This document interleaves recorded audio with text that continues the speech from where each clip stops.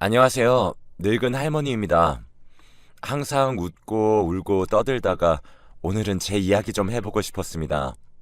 이 넓은 인생에 은인이 있다면 제 큰아들과 큰 며느리일 겁니다.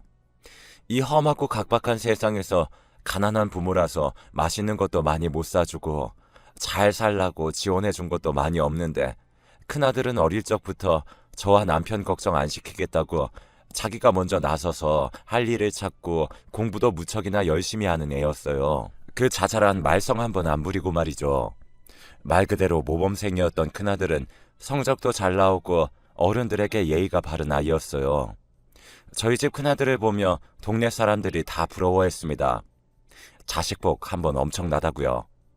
큰아들과 조금 나이 차이가 있는 작은아들 역시 마찬가지였죠. 돈 벌고 집안일 하느라 바쁜 저와 남편 대신 큰아들은 작은아들의 형으로서 가끔 부모와도 같은 역할을 했습니다. 늦게까지 남의 집에서 삭바늘질하고 아픈 무릎과 어깨 움켜쥐고 집으로 돌아오는데 그 밤늦은 시간에 사내 녀석들이 고사리 같은 손으로 설거지하고 있는 걸 처음 봤을 때 참 고마우면서도 가슴이 찢어지는 것 같았죠. 우리가 잘 살았다면 내 자식들이 이렇게 가난하게 살지 않아도 됐을 텐데 하고 말이죠. 어머니, 어디 아픈 것은 없어요? 병원은 안 가봐도 돼요? 조금이라도 몸 안 좋으시면 바로 말씀하셔야 해요. 요새 병원 잘 되어 있어서 큰 병이라고 해도 일찍만 발견되면 다 나을 가능성이 있으니까. 그렇게 인성 좋게 성품 좋게 자란 두 아들은 어른이 되어서도 전혀 변한 것 하나 없었어요. 각자 좋은 한 해 만나 결혼한 뒤에도 아들 녀석들은 꾸준히 저에게 안부 전화를 걸고 제 건강도 신경 써주고 넉넉하게 용돈도 쥐어주었습니다. 너네 먹고 살기도 바쁜데 이렇게 용돈 많이 안 줘도 된다. 나같이 늙은 사람이 용돈 많이 받아봤자 할 게 뭐 있겠니? 아이 키우느라 돈 들어갈 때도 많을 텐데. 늙은 어미 부양한다고 아들놈들이 고생하는 것 같아서 괜찮다고 어차피 쓸 것도 없으니 용돈 많이 안 줘도 된다고 해도 저에게 왜 그런 걸 신경 쓰냐며 그동안 자기들 키워준 부모에게 이 정도 용돈 드리는 건 당연하다며 개의치 않아도 된다는 아들 녀석들을 보면서 언제나 큰 위안을 얻고 살았습니다. 특히나 큰애들은 제 남편이 먼저 하늘나라로 가고 나서 혼자 남은 제가 신경 쓰인다며 먼저 함께 살자고 제안까지 해줬죠. 처음 그 말을 들었을 때 당연히 큰아들이 어떤 마음으로 해준 이야기인지 고마운 마음이 컸지만 아무래도 며느리가 신경 쓰이지 않을 수 없었어요. 며느리가 평소에 제게 눈치를 준다던가 하는 건 전혀 아니었습니다. 오히려 명절 때나 제 생일 때 며느리를 보면 언제나 저에게 먼저 다가와서는 어머님, 잘 지내셨어요? 라며 살갑게 말 붙이는 며느리였어요. 오히려 그런 며느리였기 때문에 괜히 저 때문에 신경 쓸 거리를 하나 늘려주고 싶지 않았던 거고요. 그런데 아들이 그러더군요. 저와 같이 살자고 제안한 게 자기가 아니라 며느리가 먼저였다고요. 아내가 그랬어요. 어머니 혼자 계시는 게 자꾸 마음에 걸린다고요. 안 그래도 저도 자꾸 어머니 생각나서 조심스럽게 이야기나 꺼내볼까 했는데 마침 그렇게 얘기해 주니까 저도 엄청 고마웠죠. 그러니까 어머니도 너무 신경 쓰지 않아도 돼요. 제 와이프가 먼저 괜찮다고 한 일이니까. 요즘 세상에 자기가 먼저 시어머님 모시자고 이야기하는 며느리가 어디 있습니까? 아무리 시어머니가 별다른 행동 안 한다고 해도 남의 집 어른을 모신다는 게 쉽지 않잖아요. 그런데 그런 어려우면서도 번거로울 법한 일을 선뜻 해주겠다고 말하다니 아마 며느리의 배려가 아니었으면 저는 아들네 집에서 살 생각은 아예 꿈에도 하지 않았을 겁니다. 그렇게 저는 큰아들과 며느리와 둘의 집에서 10년을 넘게 함께 살았어요. 며느리와 아들은 저보고 편하게 집에 있어도 된다고 집안일은 자기들이 하면 된다고 이야기했지만 그래도 얹혀 사는 입장에서 자식이랑 며느리와 함께 사는데 아무것도 안 하고 있을 수가 없었습니다. 그래서 아주 자주는 아니더라도 가끔씩이나마 아들이랑 며느리 좋아하는 음식들로 상을 차리고서 오손도손 저녁 먹기도 하고 하면서 그렇게 그냥 평범한 가족처럼 지냈어요. 남들처럼 말이죠. 남편 죽고 나서 아주 잠깐 혼자 살던 시기가 있었거든요. 그때 저는 괜찮다고 스스로를 위로했지만 그러면서도 한편으로는 알게 모르게 참 많이 쓸쓸했고 혼자 지낸다는 게 너무 외롭다는 걸 알게 되었는데 그런 저를 구해준 것이 큰아들과 며느리인 만큼 엄마로서 그리고 시어머니로서 제가 해줄 수 있는 것들을 다 해주고자 했습니다. 하지만 작년에 너무나 큰 문제가 발생하게 되었습니다. 제가 집에 온 지 5년이 되던 해부터 아들과 며느리는 둘 다 다니던 직장을 그만두고 함께 사업을 시작했는데 그 사업이 생각보다 괜찮게 진행되면서 둘 다 적지 않은 돈을 벌어들이고 있었어요. 오히려 일을 다닐 때보다도 수입이 더 나았죠. 그런데 작년에 코로나가 오면서 대부분의 자영업자들이 큰 타격을 맞았잖아요.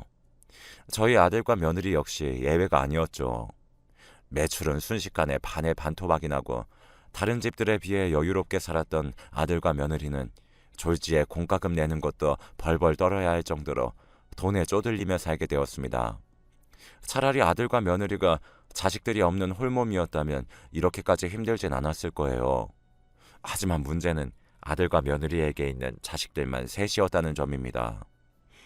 어머니, 이번에 저희 사정이 많이 안 좋아져서 지금보다 작은 집으로 이사 가야 할 것 같아요.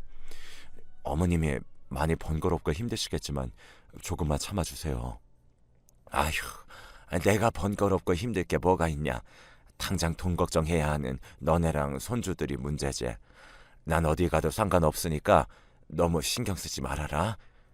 우리나라에서 자식 하나 키우는 것도 버거운데 자식을 셋이나 키워야 하는 아들과 며느리는 얼마나 더 큰 부담이 있었겠습니까? 차라리 자식들 중 한 놈이라도 성인이라 자기 밥벌이라도 하고 있었으면 괜찮을 겁니다. 하지만 하필 3명 모두가 고등학생이었고 학원이며 과외며 요새 다른 학생들처럼 이것저것 배우는 것들이 많았기 때문에 돈 들어갈 구석을 아무리 줄여도 한계가 있었어요. 결국 아들 부부는 지금보다 훨씬 작은 집으로 이사를 갔고 저를 포함해 무려 6명이서 거의 반 이상 크기가 줄어든 집에서 복작복작하게 생활을 했습니다. 아들과 며느리는 어떻게든 돈을 끌어와 보겠다고 밤늦은 시간까지 바쁘게 움직였고 저는 대신 집에서 손주 녀석들을 돌봤죠. 제가 해줄 수 있는 게 있다면 좋으련만 또 부모로서 너무나 미안해지는 순간이었습니다. 아들과 며느리는 자기 없을 때 아들들을 봐주는 것만으로도 고맙다고 충분히 도움된다고 이야기했지만 결국 아들의 사정이 나아지지 않으면 저는 그렇다 치고 아들과 며느리 그리고 손주들도 계속해서 고생해야 하는데 그걸 그저 가만히 지켜볼 수밖에 없다는 것이 너무나 통탄스러웠습니다. 엄마랑 아빠가 힘들게 일하고 있는 만큼 너희도 열심히 공부해야 한다. 알았지? 사고는 절대 치지 말고 친구들과 사이좋게 지내고. 네, 할머니. 그렇게 할게요. 그래도 새 손주 녀석들이 아들과 며느리 성품을 많이 닮았는지 분명 어린애들에게는 힘들고 싫은 경험일 것이 분명했을 텐데도 한 번도 투정 부리거나 하는 일 없이 묵묵히 하더군요. 그 어른스러운 모습을 보니 내심 어찌나 다행이던지 그래도 분명 겉으로 꺼내놓지 않은 그런 고민들은 있을 것이었기 때문에 손주 녀석들 할머니로서 가끔씩 쌈짓돈이라도 모아 맛있는 것도 사주고 애들 좋아하는 고기 반찬으로 식사를 차려주기도 했습니다. 그렇게 한 반년 정도 지났어요. 여전히 상황은 달라지는 게 없었고 아들과 며느리는 제 앞에서 그리고 자기 자식들 앞에서 티내려고 하는 것 같진 않았지만 많이 지쳐 보였습니다. 얼굴엔 점점 그늘이 져갔고 말수도 줄어갔습니다. 차마 둘이 먼저 꺼내지 않는 문제에 대해 제가 이야기를 꺼내기가 참 멋쩍었기에 그저 속으로만 걱정하고 있을 때였습니다. 그날은 평소보다 일찍 잠들었는데 이상하게 중간에 목이 말라서 한번 잠에서 깼어요. 평소 한번 잠이 들면 누가 업어가도 모를 정도로 푹 자는지라 그렇게 자다가 중간에 깬 것 자체가 오랜만이었습니다. 조용히 일어나 부엌으로 물 한 컵을 마시고 돌아오는데 며느리와 아들이 쓰는 방 문이 살짝 열려 있더군요. 닫고 자는 걸 까먹은 것 같아서 가서 문을 닫아주려 했는데 안에서 말소리가 흘러나왔습니다. 이제는 선택을 해야 하는 것 같아. 어쩐지 결혼함에 찬 아들의 목소리가 들렸고 그 너머로 며느리가 울고 있었죠. 저는 처음에는 둘이 부부싸움이라도 하는 줄 알았습니다. 만약 부부싸움이 맞다면 그래도 싸우는 거니까 말려야 한다는 생각이 들면서도 한편으론 부부끼리의 문제인데 아무것도 모르는 내가 끼어들어서는 안 된다는 생각이 같이 들면서 이 일을 어찌해야 할지 우왕좌왕했어요. 그런데 며느리가 엉엉 오열하는 목소리 너머로 충격적인 이야기를 하더군요. 아무리 우리가 힘들어도 그렇지 어떻게 어머님을 도련님네로 보낼 생각을 할 수 있어? 난 절대 그렇게 못해. 나는 계속 어머님이랑 같이 살고 싶단 말이야.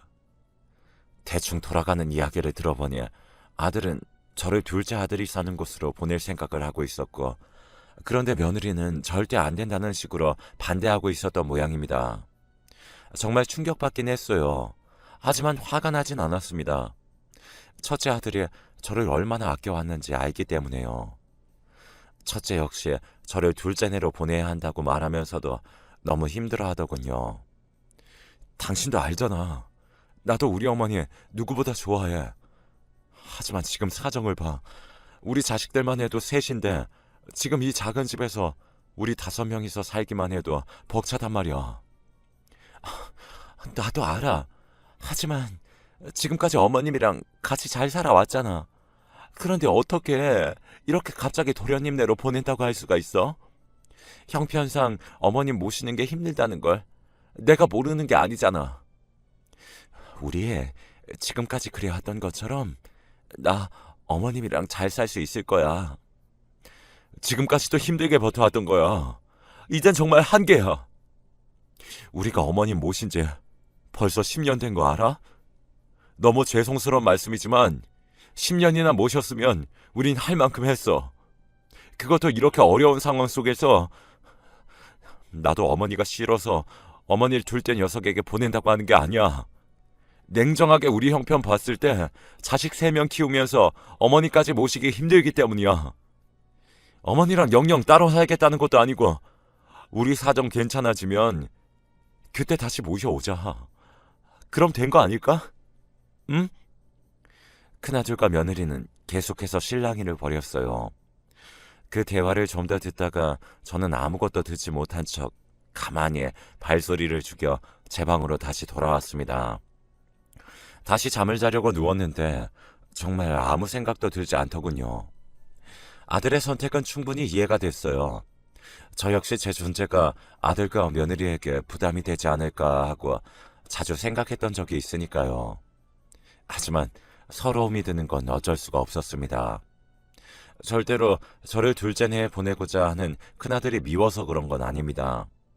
그냥 내가 더 능력 있고 하다못해 조상이 남긴 작은 땅이라도 몇 평 있었다면 이렇게까지 초라해지진 않을 수 있었을 텐데 하는 그런 기분이었어요. 늙고 힘없어 아들의 도움을 받지 못하면 혼자 살아가지 못하는 제 자신이 너무 없어 보였고, 그럴수록 더더욱 큰아들에게 미안한 마음이 들었습니다. 그리고 이렇게 힘든데도 지금까지 저와 함께 살아온 것에 대한 고마움도 있었고요. 부모로서 자식들이 힘들 때 돈을 보태줄 수 없다면 최소한 짐은 되지 않는 게 맞겠다고 생각했습니다. 그날 뜬 눈으로 밤을 새면서 내린 결과였어요. 그래서 저는 이미 잠든 것 같은 아들과 며느리가 완전히 일어나기 전에 방에서 간소하게 짐을 꾸렸습니다. 어차피 가진 게 많지 않았기 때문에 짐을 꾸리는 일도 금방이었죠. 당장 입으러 온 몇 벌, 그리고 계절별로 입을 만한 옷을 몇 벌 챙기고 가방에 싼 뒤에 갑자기 제가 사라져서 놀라게 될 아들과 며느리를 안심시키기 위해 편지도 한 통 썼습니다. 내 아들아, 그리고 자식만큼 사랑하는 며느라가, 갑자기 내가 없어져서 너무 놀랄 것으로 생각이 드네. 하지만 그렇게 놀라지 않아도 괜찮다. 난 잠시 기분 전환도 할 겸 여행을 다녀오려고 해. 아주 먼 곳으로 가진 않으니 그리 위험하지도 않단다.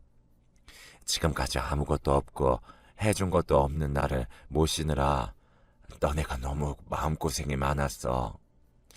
너네끼리 사는 것도 벅차고 힘들었을 텐데 말은 못했지만 언제나 미안한 감정을 갖고 있었단다. 나에게 전혀 미안해할 필요 없어.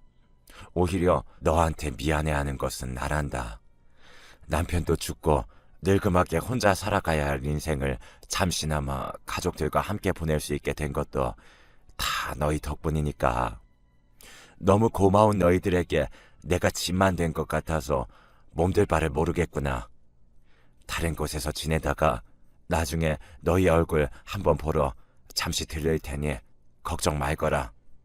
그리고 다시 한번 미안하단다. 그 편지를 방에 남기고 저는 기차표를 하나 끊었습니다. 그리고 제가 살던 친정 고향으로 내려갔죠. 물론 저희 부모님은 이미 다 돌아가시고 안 계시지만 친척들이 여전히 친정 고향에 남아 있었기 때문에 그곳에서 잠시나마 신세질 생각이었어요. 물론 확신도 없었어요. 연락도 안 하고 내려가는 것이었기 때문이었죠. 만약 친척들도 사정이 영 여의치 않으면 어디 모텔 같은 곳에서라도 간소하게 묵을 생각이었습니다. 그러나 다행스럽게도 친척은 저를 반갑게 반겨주었고 저는 굉장히 오랜만에 고향으로 돌아와 옛날 생각을 하며 그 집에 묵을 수 있었습니다. 오랜만에 들른 고향이었지만 별로 변한 게 없더라고요. 게다가 젊을 적 동네 주민이었던 친구들 몇 명도 여전히 그곳에 살고 있기도 했고요. 비록 아주 좋은 이유 때문은 아니었지만 어찌됐든 그렇게 오랜만에 고향을 방문하니까 나름대로 마음도 편해지고 기분도 괜찮았어요. 하지만 가끔씩 첫째 아들과 며느리가 생각나더군요. 고향은 변한 것 없이 날 따뜻하게 받아주는데 나는 이미 늙은 할머니가 되어 짐짝이 되었고요. 이해는 갑니다. 그런 생각을 했다고 해서 아들과 며느리를 미워하는 건 아니에요. 하지만 솔직한 심정으로 그 상황이 무작정 좋진 않았죠. 그렇게 저는 그 고향에서 올해 초까지 쭉 머물렀습니다. 할 것이 그리 많진 않았지만 애초에 큰아들 집에서 서울에서 함께 살 때도 특히 밖에 자주 나간다거나 뭔가 특별히 하는 일이 없었던 저는 오히려 한적하고 적적하기까지 한 고향의 분위기가 더 좋았어요. 조금 심심하다는 생각이 들면 신발을 신고 조용한 동네 한바퀴를 돌다가 고즈넉하게 떨어지는 노을을 보며 다시 집으로 돌아오고 그것만으로도 충분했습니다. 가끔씩은 마을 회관에 모여서 같은 할머니들끼리 고스톱을 치기도 했죠. 서울에서 살면서 잊고 있던 즐거움들을 오랜만에 돌아온 고향집에서 다시 한번 느낄 수 있었어요. 원래 그렇게까지 오래도록 머물 생각은 아니었는데 제가 신세지던 친척도 괜찮다고 하고 고향도 좋다 보니 저도 모르게 몇 개월 이상은 너끈히 머물게 되더군요. 체류가 길어지니 중간에 큰아들한테 연락을 해야 할까 그런 생각이 들기도 했지만 괜히 연락했다가는 큰애들한테 부담이나 줄까봐 잘 지내는지에 대한 궁금함을 참고 일부러 연락도 하지 않았습니다. 언젠가 정말 사정이 많이 나아졌을 거란 생각이 들 때 그때 연락을 해도 늦지 않으니까요. 그런데 올봄에 조용한 고향 동네가 엄청 어수선해졌습니다. 저는 무슨 일인가 싶어서 나가봤더니 깜짝 놀라고 말았죠. 마을 입구에 첫째네와 둘째네가 함께 와 있는 겁니다. 저는 이곳에 올 때 그 누구에게도 여기로 온다고 알려준 적이 없었는데 아주 예전에 제가 고향 이야기를 한 걸 기억하고서 추측을 해서 제가 여기에 있을 거라고 생각하고 찾아온 것 같았어요. 어머니! 저를 본 첫째와 둘째가 달려왔고 며느리들도 뒤이어 달려왔죠. 애들 얼굴이 아주 눈물 콧물로 범벅이 되어 있는데 저는 얼떨떨했습니다. 어디 갔는지 이야기를 안 해준 건 맞지만 그렇다고 해서 이렇게까지 걱정할 상황은 아니었다고 생각했거든요. 그런데 첫째와 둘째는 경찰에 실종 신고까지 하고 아주 별짓을 다 했나 보더라고요. 아이고, 여행 좀 갔다 온다니까 뭐가 그리 걱정된다고 여기까지 왔어. 아니, 어머니가 그런 편지를 남기고 나갔는데 어떻게 제가 가만히 있어요. 특히 저와 함께 살던 첫째가 너무 펑펑 울더군요.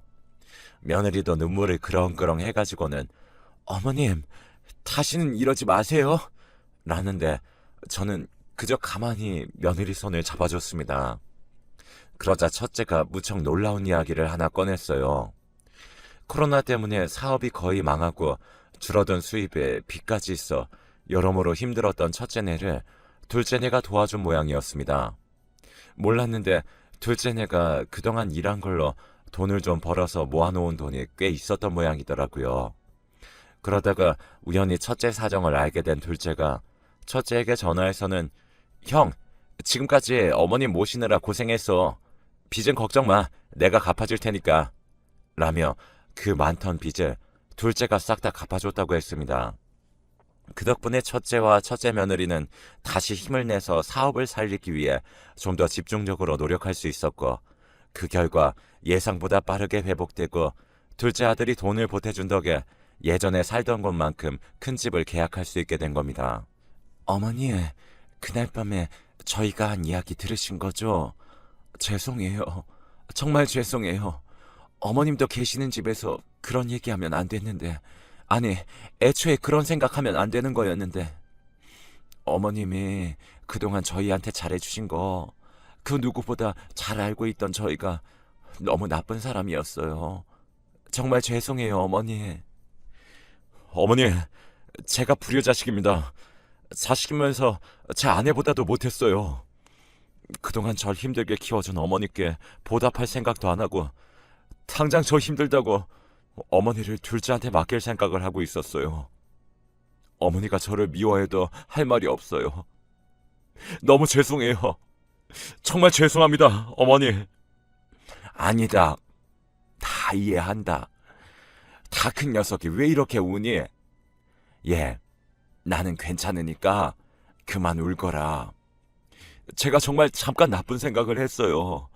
아무리 그래도 끝까지 어머니를 책임졌어야 했는데. 죄송해요, 어머니. 제가 정말 불효자식 같아요. 둘 다 제 앞에서 수십 번 넘게 사과하며 펑펑 우는데 저도 눈물이 왈칵 샘솟더라고요. 괜찮다고 이해한다고 그렇게 이야기는 했지만 그러면서도 한편으론 내심 제 마음속에서도 서운함과 슬픈 감정이 있었던 것 같습니다. 둘째도 이미 이야기에 대해 첫째 아이에게 들었다고 하더군요. 제가 갑자기 편지를 남기고 집을 나간 뒤 첫째는 너무 깜짝 놀라 이곳저곳에 제가 있을 만한 곳을 알아봤지만 그 어디에서도 제 소식을 찾을 수 없자 둘째에게 도움을 구한 모양이었어요. 그러다가 자신의 사정에 대해서도 이야기해서 도움을 받았고 그날 새벽 첫째와 첫째 며느리가 나눈 대화에 대해서도 둘째에게 전부 말한 것 같더군요. 제가 여기 있을 거라고 생각한 건 둘째였다고 합니다. 예전에 어머니가 고향에 계속 친척들이 남아있다고 시간 되면 꼭 보러 가고 싶다고 말씀하셨어. 아마 어머니는 그곳에 가 계시지 않을까? 설마 둘째가 그런 말을 기억하고 있을 줄 몰랐기에 저도 놀랐어요. 아무튼 그렇게 제가 있는 곳으로 첫째네와 둘째네가 찾아온 날 저희는 깊은 이야기를 나누었어요. 첫째네는 계속해서 자기가 죄를 지은 것 마냥 사과하기 바빴고 저는 괜찮다고 했습니다. 그리고 이야기를 나누며 둘째가 첫째의 빚을 갚아주게 된 구체적인 이유도 알게 되었죠. 굳이 필요한 얘기가 아니라 생각해서 말씀을 안 드렸지만 둘째네 딸, 그러니까 제 손녀는 조금 아픈 아이입니다. 태어날 때부터 장애가 있었고 병원에서 치료받는 걸로도 호전이 되는 게 불가능한 상태라 둘째도 둘째 며느리도 손녀를 돌보느라 매일같이 힘든 상황이었어요. 그래서 둘째는 현실적으로 생각했을 때 자기가 첫째를 대신해 저를 모시고 사는 게 힘들 것 같다고 판단했다고 합니다. 아마 첫째도 저를 둘째에게 맡겨야 될 것 같다고 말을 했지만 이런 상황을 모르는 게 아니었기 때문에 참 고민이 많이 됐을 거예요. 둘째도 그걸 알고 있기 때문에 차라리 자기가 그동안 모은 돈으로 첫째를 도와주고 제가 계속해서 첫째네에서 다시 살 수 있게끔 해주는 게 최선이라고 생각했다고 했죠. 얼마나 힘들게 모은 돈이었을지 감이 잡히지도 않습니다. 둘째는 어떤 돈이라고 말은 하지 않았지만 이건 분명 아픈 손녀를 어떻게든 치료하기 위해 둘째와 둘째 며느리가 지금껏 고생해서 번 돈일 거예요. 그런데 그걸 첫째를 위해서 그리고 저를 위해서 선뜻 내놓으려고 하니 둘째와 이를 허락한 둘째 며느리 덕에 몇 개월간 묵은 고향에서 다시 서울로 올라가며 저는 제가 정말 복받은 인생을 살고 있다는 걸 느꼈습니다. 아주 조금이나마 첫째에게 서운했던 마음을 가졌던 것도 제가 오히려 미안했죠. 그렇게 힘든 상황에서도 부모라고 잘 챙겨주려 노력했던 건데 인생 끝자락에서 노인들은 사소한 걸로 서운해하잖아요. 저도 마찬가지고요. 하지만 이번 계기로 서운한 감정을 모두 털어버렸습니다. 자식들의 마음을 다 알게 되었으니까요. 이젠 더 힘없고 지치면 자식들 걱정 안 하게 요양원으로 들어가서 살 생각도 미리 하고 있습니다. 그 전에 일단 제가 첫째네에서 사는 동안에는 이전처럼 최대한 일하느라 바쁜 첫째네가 집안일 신경 쓰지 않을 수 있도록 열심히 돕고 제 체력이 허락하는 정도에 한해 둘째네도 많이 신경 쓰려고 해요. 앞으로는 별 문제 없이 저희 가족에게 모두 행복